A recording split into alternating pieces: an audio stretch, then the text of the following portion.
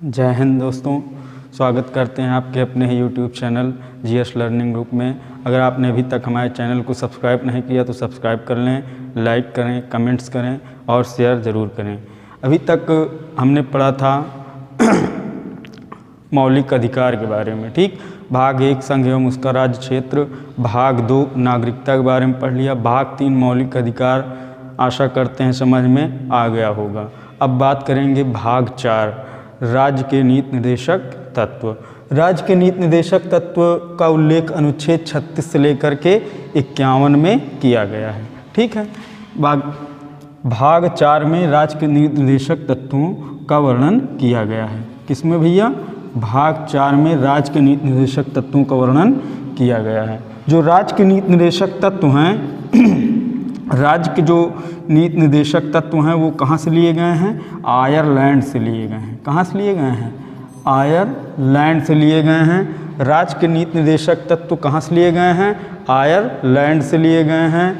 अब दूसरी बात यह है, राज्य के जो नीति निर्देशक तत्व हैं, जो नीति निर्देशक तत्व हैं, जो नीति निर्देशक तत्व हैं वो उसमें न्यायालय हस्तक्षेप नहीं कर सकता है, ठीक। यानी ये वाद योग्य नहीं है, ठीक है।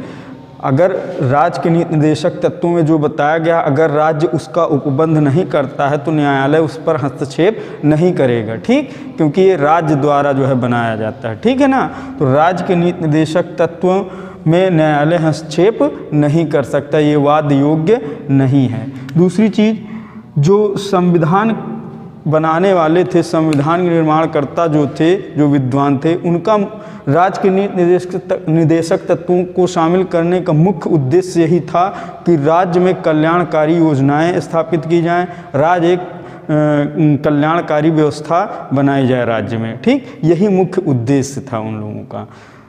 अगला जो पॉइंट है, यहाँ से क्वेश्चन बनता है कि एक विद्वान थे केटी शाह जी, उन्होंने कहा था कि राज्य के नीति निर्देशक तत्व एक ऐसा चेक है जो बैंक की सुविधा के अनुसार अदा किया जा सकता है। ध्यान दीजिएगा, विद्वान थे केटी शाह।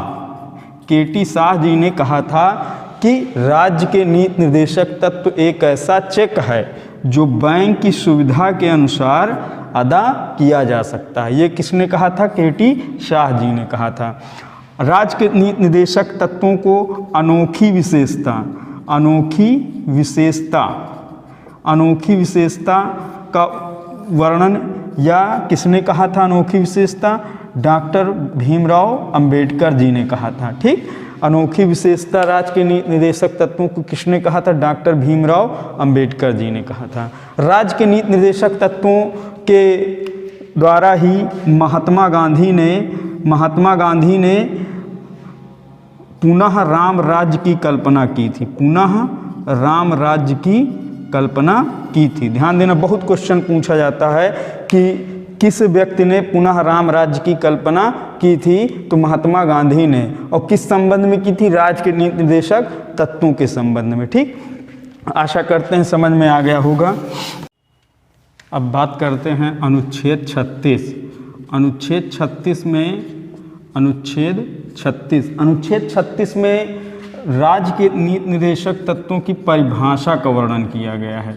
राज्य के जो नीति निर्देशक तत्व हैं उसकी क्या परिभाषा का वर्णन किया गया है। अब यहाँ पर राज्य से संबंधित जो है 4 चीज़ें आ जाएंगी, ठीक है ना। संसद आ जाएगा हमारा, संसद आ जाएगा, प्राधिकारी आ जाएगा, प्राधिकारी, विधान मंडल आ जाएगा हमारा, ठीक है, विधान मंडल आ जाएगा, और हमारा स्थानीय स्वशासन आ जाएगा, स्थानीय स्वशासन आ जाएगा, स्थानीय स्वशासन आ जाएगा। तो राज्य के अंतर्गत 4 चीज़ें आती हैं, संसद, प्राधिकारी, विधानमंडल, स्थानीय स्वशासन आ जाएगा, ठीक है। तो अनुच्छेद 36 में राज्य के नीति निर्देशक तत्वों की परिभाषा का वर्णन किया गया है। अब बात करते हैं अनुच्छेद 37। अनुच्छेद 37 में ये बताया गया जो राज्य के नीति निर्देशक तत्व हैं वो न्यायालय द्वारा हस्तक्षेप नहीं किए जाएंगे। ठीक है, यानी ये वाद योग्य नहीं होते हैं। तो राज्य के नीति निर्देशक तत्व, अगर कोई पूछता है प्रश्न आता है कि राज्य के नीति निर्देशक तत्व वाद योग्य हैं, तो उसमें नहीं होते हैं। ठीक है, तो राज्य के नीति निर्देशक तत्व ये न्यायालय द्वारा हस्तक्षेप नहीं किए जाएंगे। अनुच्छेद 37 में बताया गया है कि राज्य के नीति निर्देशक तत्व जो हैं वो न्यायालय द्वारा हस्तक्षेप नहीं किए जाएंगे, हस्तक्षेप नहीं किए जाएंगे। ठीक, ये अनुच्छेद 37 में बताया गया है। अब बात करते हैं अनुच्छेद 38। अनुच्छेद 38 में बताया गया है कि लोक कल्याण हेतु राज्य जो है, राज्य लोक कल्याण हेतु आर्थिक और सामाजिक दोनों प्रकार से सहायता प्रदान करेगी। ठीक है, ध्यान दीजिएगा, अनुच्छेद 38 में यह बताया गया है कि राज्य लोक कल्याण के लिए आर्थिक और सामाजिक रूप से सहायता प्रदान करेगी। ये अनुच्छेद 38 में बताया गया है। अनुच्छेद 39 है, इसमें यह बताया गया है कि चाहे स्त्री हो या पुरुष हो, स्त्री और पुरुष अगर दोनों कार्य कर रहे हैं तो दोनों समान कार्य के लिए समान वेतन दिया जाए, समान कार्य के लिए समान वेतन दिया जाए। किसको? चाहे स्त्री और पुरुष अगर दोनों से कार्य करवा रहे हैं, समान कार्य है तो समान कार्य के लिए समान वेतन दिया जाए। ये अनुच्छेद 39 कहता है। ठीक, अनुच्छेद 40 परीक्षा के दृष्टिकोण से बहुत इम्पॉर्टेंट है। अनुच्छेद 40 में बताया गया है कि ग्राम पंचायतों का गठन किया जाएगा। अनुच्छेद 40 में बताया गया है ग्राम पंचायतों का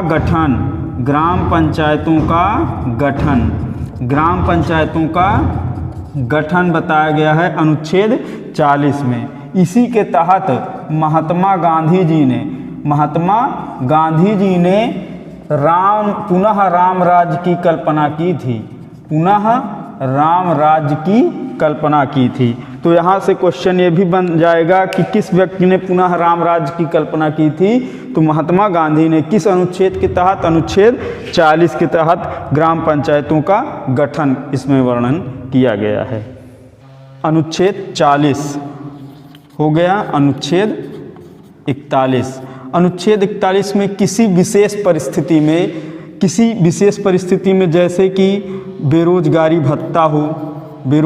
भत्ता हो, ठीक, और विधवा पेंशन हो, वृद्धा पेंशन हो, ठीक, इस प्रकार की जो सुविधा है, विधवा पेंशन हो गया, वृद्धा पेंशन हो गया, इस प्रकार की सुविधा राज्य प्रोवाइड करवाएगा अपने नागरिकों को। ठीक है।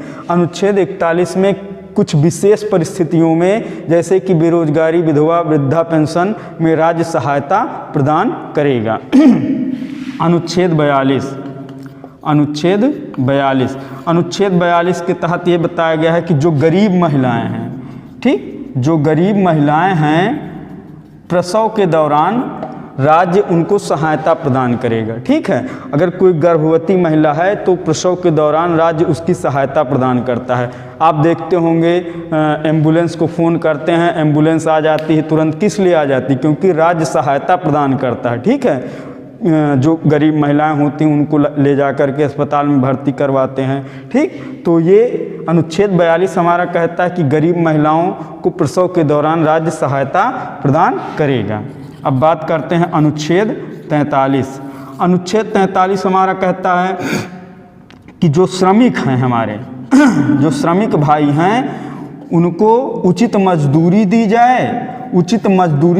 जाए और एक दिन का अवकाश दिया जाए। ठीक, ध्यान दीजिएगा, जो अनुच्छेद 43 है ये कहता है कि जो कर्मकार लोग हैं, श्रमिक लोग हैं, उनको उचित मजदूरी और एक दिन का अवकाश दिया जाए। तो इसीलिए जो है एक दिन का अवकाश दिया जाता है, चाहे संडे हो जाए, चाहे बुधवार हो जाए, चाहे मंगलवार हो जाए, लेकिन एक न एक दिन जो है अवकाश जरूर रहता है। ठीक, तो अनुच्छेद 43 हो गया। अनुच्छेद अनुच्छेद 44 हमारा कहता है समान सिविल संहिता का वर्णन किया गया है। समान सिविल संहिता का वर्णन किया गया है।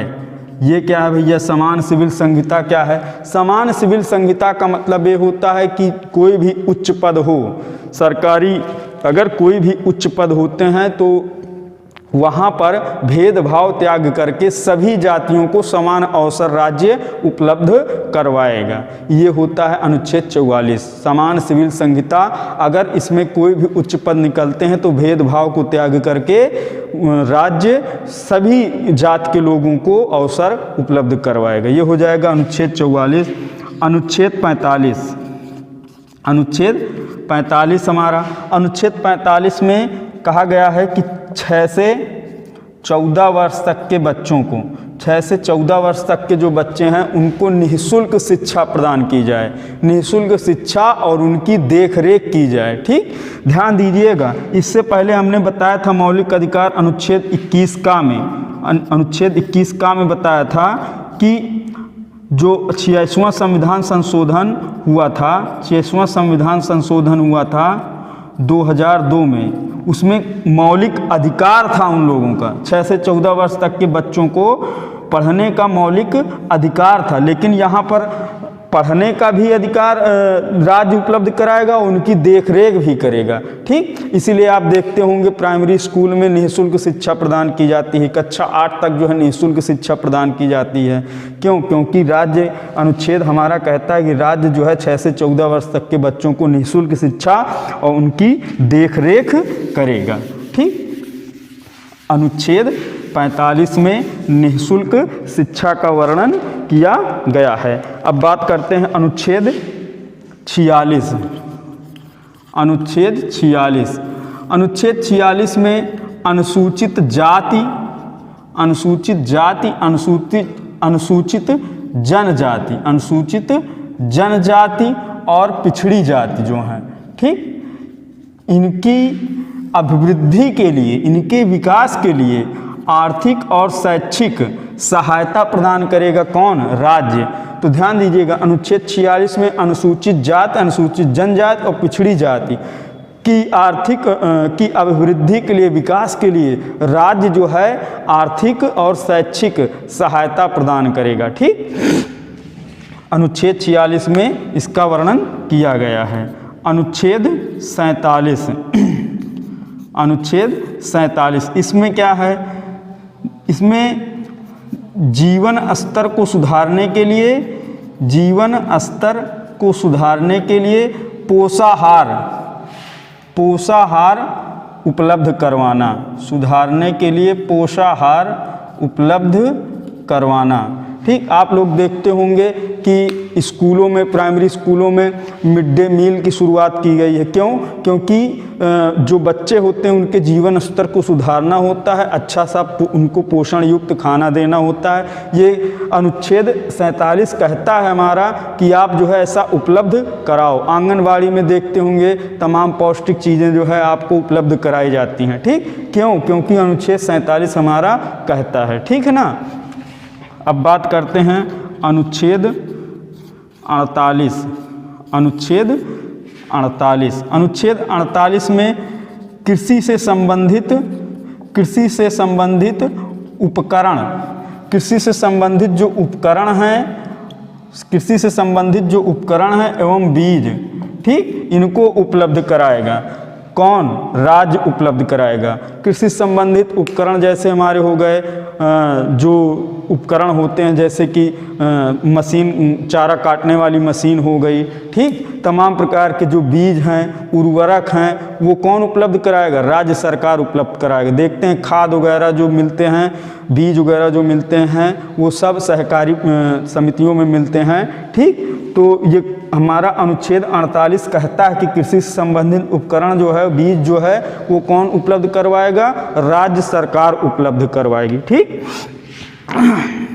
अनुच्छेद 49, अनुच्छेद 49 हमारा कहता है जो हमारे राष्ट्रीय धरोहर हैं, ठीक, राष्ट्रीय धरोहर जो हैं, स्मारक जो हैं, स्मारक और वस्तुएं, स्थान जितने भी हैं, जो राष्ट्रीय धरोहर हमारे जैसे स्मारक वस्तुएं और स्थान, इनका संरक्षण प्रदान करेगा राज्य। ठीक, देखिएगा अभी जो है जैसे आप देख रहे होंगे या सुने होंगे कि ताजमहल का जो संगमरमर है वो काला पड़ने लगा है, तो उसका जो है मरम्मत करवा रहे हैं। ठीक, तो क्यों करवा रहे हैं? क्योंकि ये संविधान में वर्णन किया गया है अनुच्छेद 49 में कि अगर राष्ट्रीय धरोहर अगर क्षति पहुंची है उसमें, तो उसका पुनर्निर्माण करवाया जाए। ठीक, ये हमारा अनुच्छेद 49 कहता है। ठीक है, अब बात करते हैं अनुच्छेद 50।